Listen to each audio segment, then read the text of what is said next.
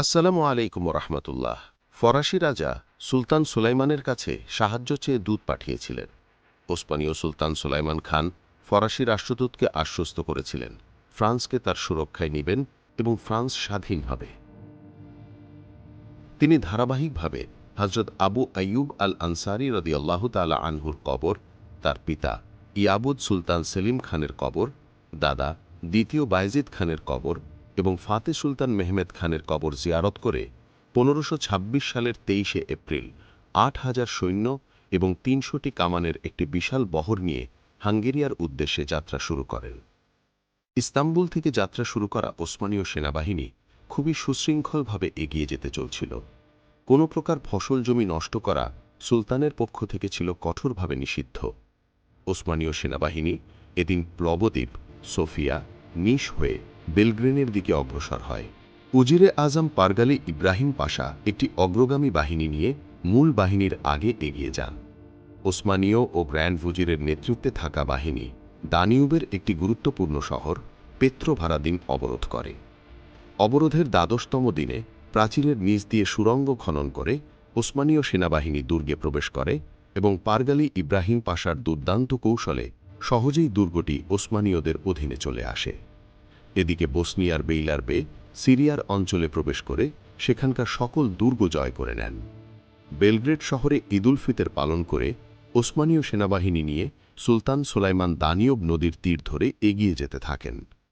উজলাক দুর্গে পৌঁছে দুর্গটি অবরোধ করে ওসমানীরা। ৭ দিনের তীব্র অবরোধের পর এই দুর্গটিও জয় করে নেয় ওসমান গাজীর সন্তানেরা।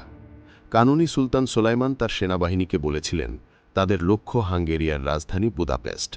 হাঙ্গেরি ইতিমধ্যে তাদের দেশ রক্ষার্থে সারা দেশে সৈন্য সংগ্রহ শুরু করে।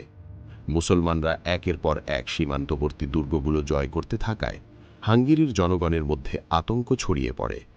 হাঙ্গেরির রাজা দ্বিতীয় লুই জার্মান সম্রাট পঞ্চম চার্লসের কাছে সহযোগিতা চেয়েছিলেন, কিন্তু জার্মান সম্রাট পঞ্চম চার্লসের বিরুদ্ধে ইংল্যান্ড, ফ্রান্স, পোপ, ভেনিস এবং মিলানের মধ্যে একটি জোট তৈরি হয়েছিল। জার্মানরা যদি হাঙ্গেরিয়াকে সমর্থন করতে এগিয়ে যেত, ইউরোপের এই জোট বাহিনী জার্মানিতে আক্রমণ করতে এগিয়ে আসত। পরিস্থিতি বিবেচনায় হাঙ্গেরিয়াকে সাহায্য করতে জার্মানরা মাত্র কয়েক হাজার সৈন্যের একটি বাহিনী পাঠিয়েছিল। যদিও পোপ জার্মানদের বিরুদ্ধে ছিল, কিন্তু ক্যাথলিক হাঙ্গেরিয়াকে মুসলমানদের হাতে ছেড়ে দিতে পারেননি। পোপ হাঙ্গেরিয়াকে ওসমানীয়দের বিরুদ্ধে সহযোগিতা করতে সেনাবাহিনী পাঠায়। এছাড়াও ক্রোয়েশিয়া, পোল্যান্ড, বহিমিয়া সহ আরও বেশ কয়েকটি খ্রিস্টান রাষ্ট্র হাঙ্গেরিয়াকে সমর্থন করতে সরাসরি সৈন্যবাহিনী পাঠিয়েছিল। দ্বিতীয় লুইয়ের নেতৃত্বে সংগ্রহীত মিত্রবাহিনীর সৈন্য সংখ্যা দাঁড়ায় ৫,০০০-এরও বেশি। হাঙ্গেরির রাজা তার নেতৃত্বে বিশাল এক সৈন্যবাহিনী নিয়ে ওসমানীয়দের বিরুদ্ধে লড়াই করতে অগ্রসর হতে থাকে। কানুনি সুলতান সুলাইমানও ওসমানীয় সেনাবাহিনী নিয়ে মহাচের দিকে এগিয়ে যেতে থাকেন।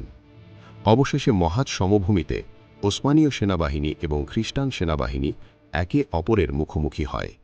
দানিউবের ধারে অবস্থিত মহাচের ময়দানের ঠিক পাশেই কারা নামক একটি জলাভূমি ছিল। শহরের দক্ষিণ পশ্চিমে ছিল একটি উঁচু পাহাড়। সুলতান সুলাইমান নাগিনিওয়ারাত পাহাড় ধরে এর সামনের উপত্যকায় অবস্থান নিয়েছিলেন। এ যুদ্ধে ওসমানীয়রা ভিন্ন রকম এক কৌশল অবলম্বন করেছিল। এক এক করে ৩টি সারিতে অবস্থান নেয় ওসমানীয় সেনারা। সামনের সারিতে রোমেলিয়ান বাহিনীর নেতৃত্ব দেন গ্র্যান্ড উজির পারগালি ইব্রাহিম পাশা। দ্বিতীয় সারিতে আনাতুলিয়ান সৈন্যদের নেতৃত্ব দেন আনাতুলিয়ান বেইলারবে এবং তৃতীয় সারিতে জেনেসারিদের নেতৃত্ব দেন সুলতান দ্য ম্যাগনিফিসেন্ট। সেনাবাহিনীর ঠিক পিছনে ২টি সারিতে ৩০০টি সারিবদ্ধভাবে কামানি স্থাপন করা হয়েছিল। আকিঞ্জি প্রধান মালকুচিলুক বালিবে এবং হুসরেব পাহাড়ে তার সেনাদেরকে নিয়ে গোপনে অবস্থান নিয়েছিলেন। এ যুদ্ধে ওসমানীয়দের ভিন্ন রকম পরিকল্পনার কারণ ছিল হাঙ্গেরিয়ার সাজোয়া অশ্বরোহী বাহিনী। এই বাহিনীটি ছিল খুবই ভয়ঙ্কর। তাদের শরীরে মোটা বর্মের কারণে তীর, এমনকি তরবারির আঘাতেও তেমন প্রভাব ফেলতে পারত না। তাদেরকে হত্যা করা যেত কেবল গদা ব্যবহার করে। এজন্যই সুলতান সুলাইমান এবার ভিন্ন এক পদ্ধতি অবলম্বন করেছেন। হাঙ্গেরিয়া তাদের নিজস্ব পরিকল্পনা অনুসারে ২টি সারিতে বিভক্ত হয়। প্রথম সারির নেতৃত্ব দেন কমান্ডার ট্যামরি। দ্বিতীয় সারির মোট ৪টি শাখার নেতৃত্ব দেন হাঙ্গেরির রাজা লুই।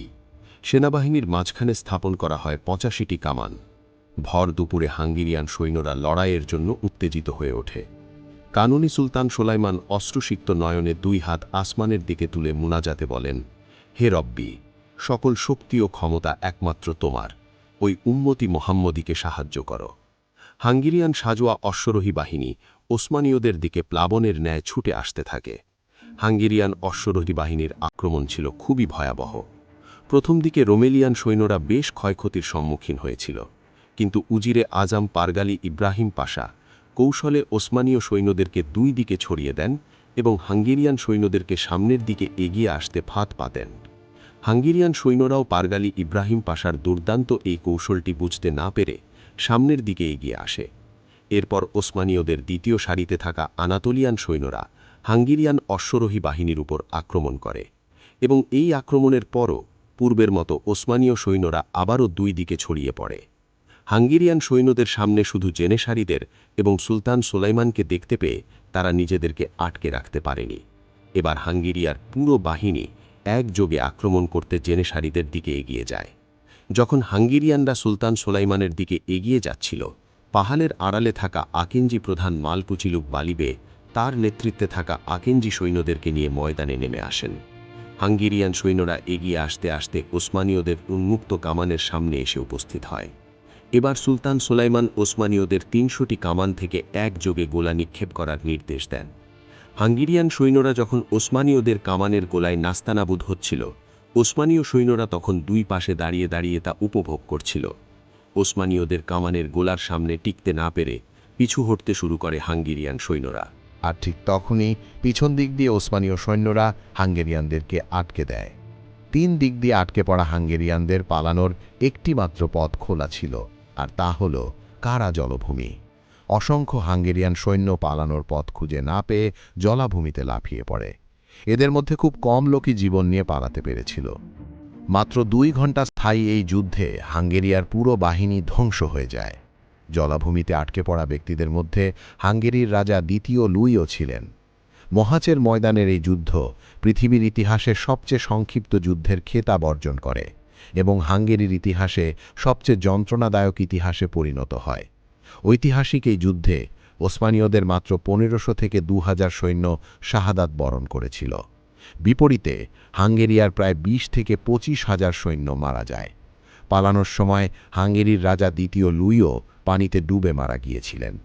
হাঙ্গেরির সেনাবাহিনী ধ্বংস হয়ে যাওয়া এবং হাঙ্গেরির রাজা দ্বিতীয় লুই মারা যাওয়ায় ওসমানীয়দেরকে প্রতিহত করার মতো আর কেউই অবশিষ্ট ছিল না।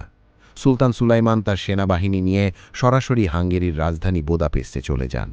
শহরের লোকেরা কোনো প্রকার প্রতিরোধ না করে শহরের চাবি তুলে দেন সুলতান সুলাইমানের হাতে।